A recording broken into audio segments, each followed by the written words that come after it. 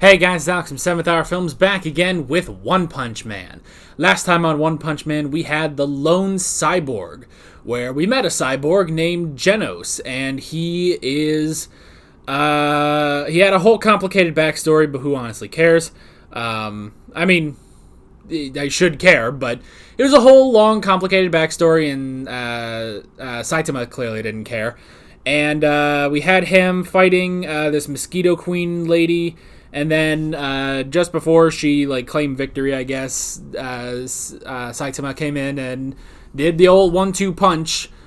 That's actually wrong. It's just the one punch. He never gets to two. So, yeah. And then, Genos was like, yo, you're really strong. Can you please teach me? And he was like, I can. I don't really want to, but I guess I can. And then there was this group, the House of Evolution. They fought some guys from there, and then they are taking interest in our now duo of heroes. So yeah, that was pretty much that. Great episode, but yeah, that's just that, I guess. This is where I say no spoilers in the comments whatsoever. This is also where I say that if you want to watch my reaction to this episode of One Punch Man, what you gotta do is head down in the description or to the pinned comment, click on the link there. That will take you over to the reaction. You can watch it, hopefully have a good time. When you're done with that, you can pop right back over here to this video for the discussion. So, with that being said, let's go ahead and get into this episode of One Punch Man. Here we go.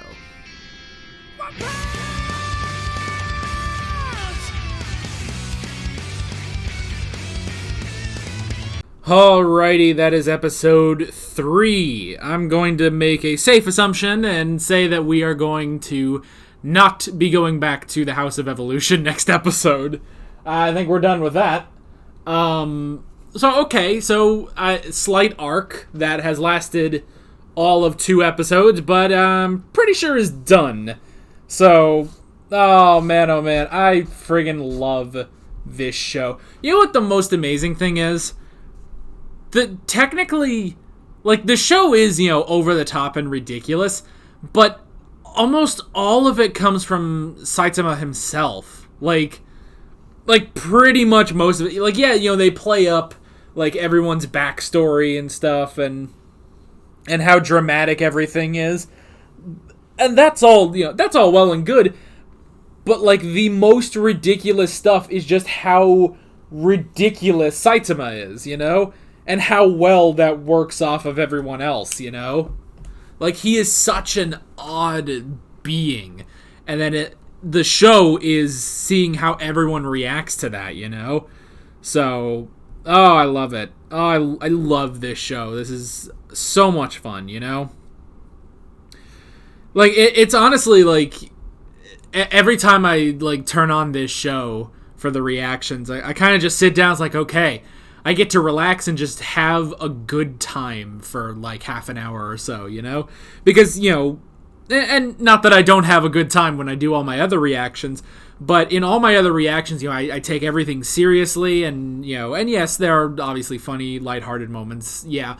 But, we take things seriously, we really, watch and analyze, and then we discuss, you may not be able to see it, but on this page that I'm currently on, I have all of the notes that I took for the Hunger Games Mockingjay Part 2, and that was such a, crazy, dramatic, bombastic movie, and I loved it.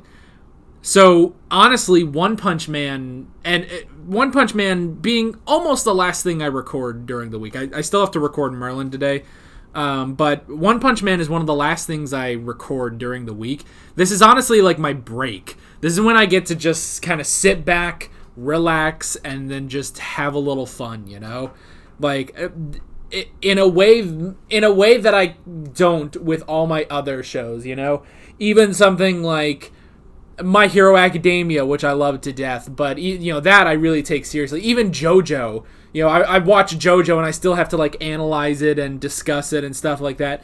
Whereas for this show, again, like I said last episode, I really can't discuss and analyze this show. I just have to sit back and have a good time, and hopefully have a good time with you guys as well. I hope you guys are enjoying these videos,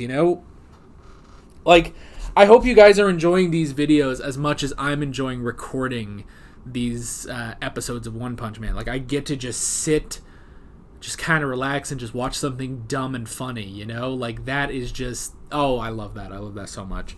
So we can go ahead and get into the notes on this one. Now that I've said, again, that I can't really analyze this show, let's go ahead and try to analyze some of it. We're really not, though. We really do not analyze with this show.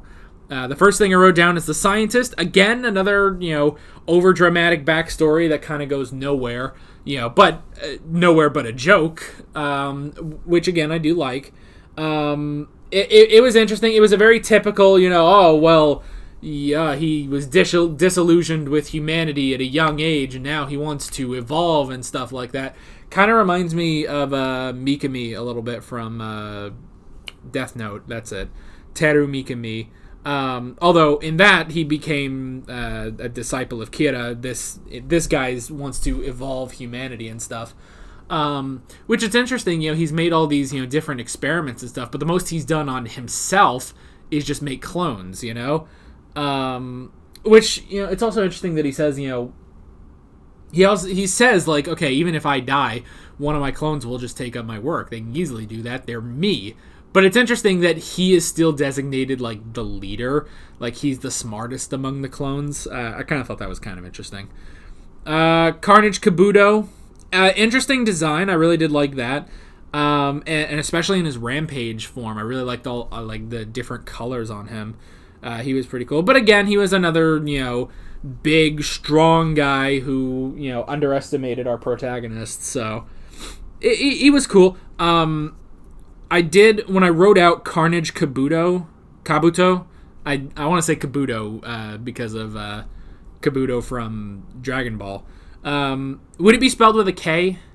K, Carnage, K, Kabuto?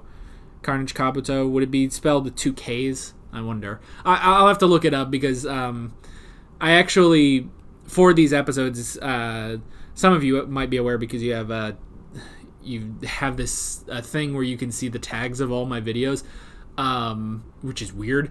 But in the tags for all my YouTube videos, I put like the different characters' names. So probably I will look up how to spell Carnage Kabuto, but I just assumed it was with a K because that'd be like dramatic, but it might be a C.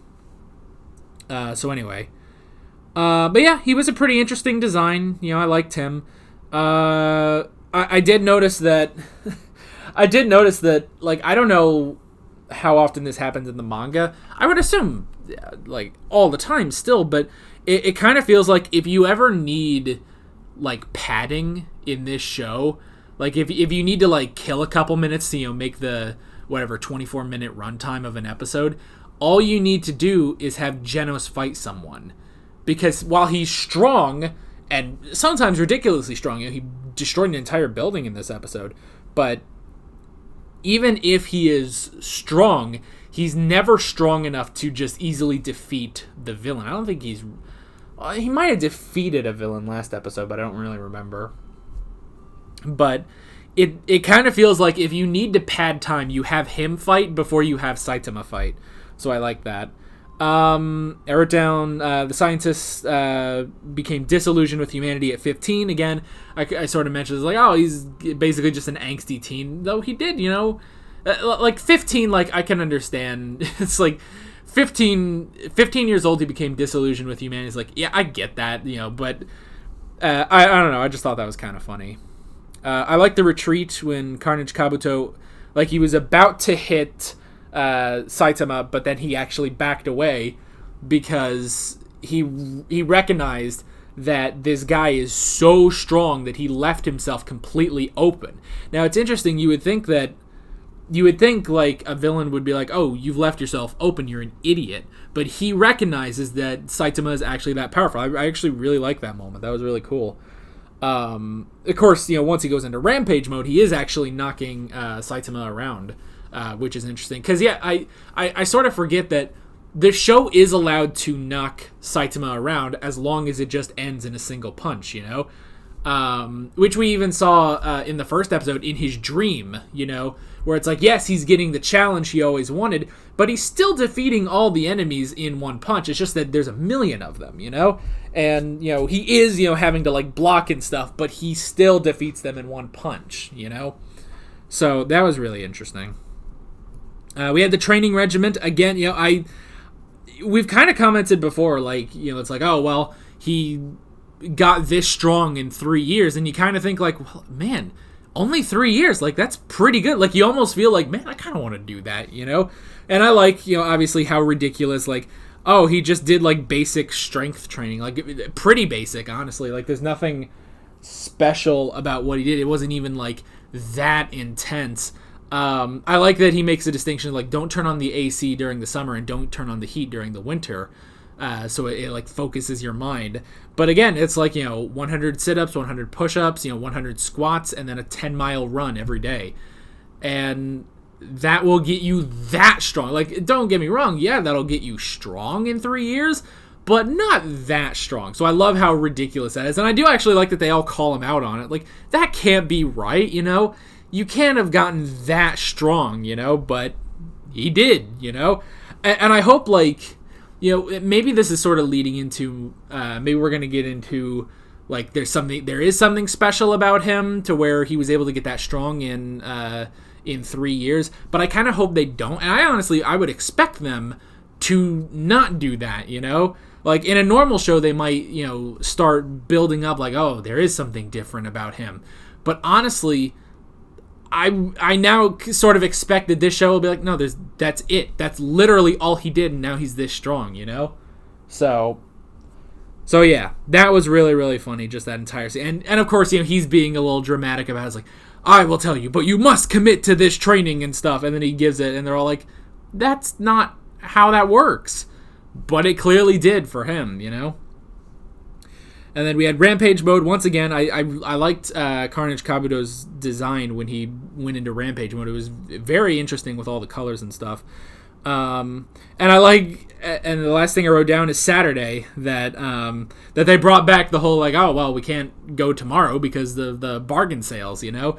And then he realized that, oh, this will be going through next Saturday. That means today's Saturday. It means I missed the bargain sales! Like, oh, it's so stupid. But I actually like, because, you know, it's like, after all this and, you know, them calling him out on how he can't have gotten that strong just with the training that he did. And then, like, after all this, you know, he says, like, oh, I missed the bargain sales. And Jenna's like, he's talking about these bargain sales. And then he goes up, it's like, the store's closed in 4 hours. We could still get there and you could do your shopping. And he's like, really? Let's go. It's like, Genos is still, like, helping him out, even though, you know, even though he does sort of, or he thought at least that, you know, that Saitama was joking about how he trained. But yeah. So, again, really funny episode. I really, really enjoyed this. I'm loving this series, and I'm loving just kicking back, relaxing, and chilling out, maxing, relaxing, all cool while we watch One Punch Man. I hope you guys are having as much fun with this as I am. So, yeah, that is pretty much it. With all that being said, I'm Alex from 7th Hour Films, and I will see you guys next time. Take care. Alright guys, thanks for watching this video. If you want to watch more of my One Punch Man reactions, you can click on the playlist, you can subscribe if you haven't done that already, and be sure to hit the notification bell. You can support me on Patreon and follow me on social media, links below in the description. See you guys later.